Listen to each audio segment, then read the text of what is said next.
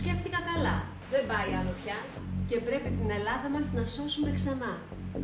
Το σκέφτηκα πολύ να μπω μες στη Βουλή και όλοι χέρι-χέρι να ανέβουμε σκαλί.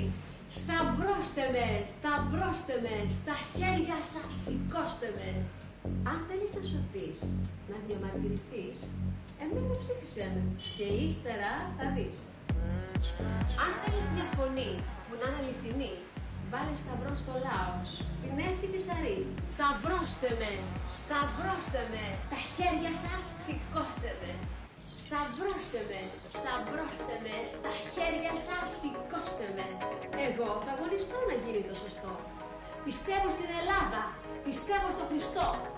Οι νέοι τροπαντός, αν θέλουν να είναι εντός, ας έρθουν μαζί μου να ανάψουμε το φως. Σταυρώστε με, στα χέρια σας σηκώστε με. Η Βουλή μας θέλει κέφι. Βάλτε ένα σταυρό στην έφη. Στην έφη.